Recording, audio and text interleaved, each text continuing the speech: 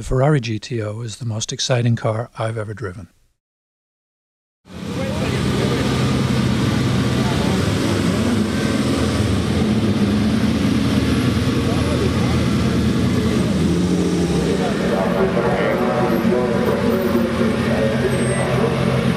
It is said to be the most valuable and successful Ferrari ever made, winning the World Manufacturers' Championship 3 years in a row, 1962, 63, and 64.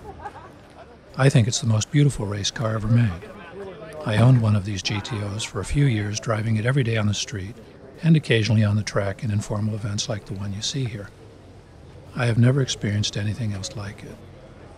Originally, a GTO sold for about $18,000. That was Rolls-Royce money in 1962. Today the cars are valued in the neighborhood of $18 million. From my experience of the car, I'd say it's worth every penny. No other car has provided me the same kind of excitement the GTO did every time I started the engine and heard those 6 double-barrel Weber carburetors sucking air into the engine.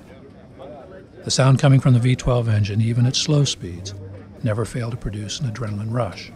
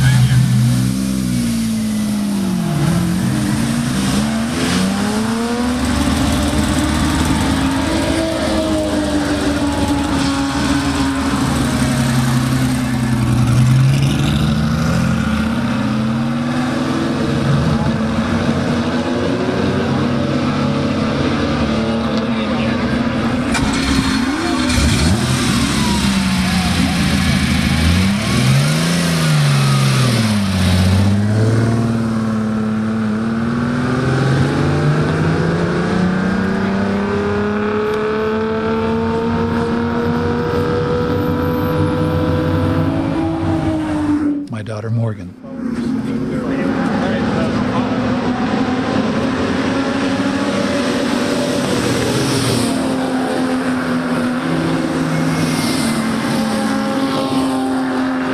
There is Jean Berchand of Moët et Chandon, who organized this event.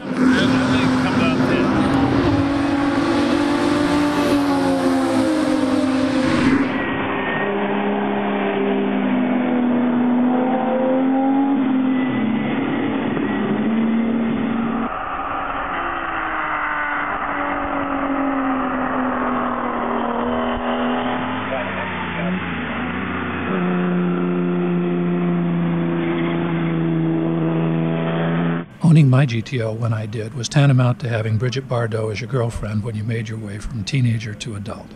It accelerated the process, you might say, and set impossibly high standards indeed for the future. This day at Infineon Raceway reminds me of a similar day spent at Willow Springs Raceway so long ago. I had my GTO there along with those of Chris Cord and Mario Tassi. They practically had to throw us off the track at the end of the day.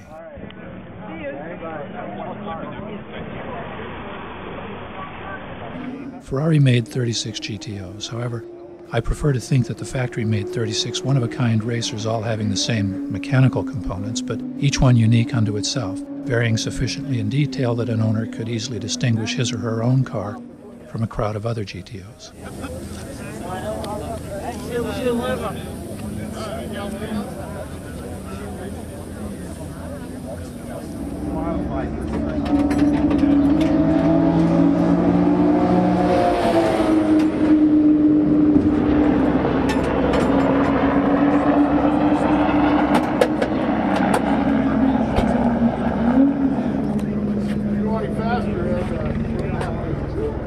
It is impossible to remember my car without thinking of the famous bread van, a GTO Evolution created by Bizzarini for Count Volpi that was owned by my friend Matthew Ettinger.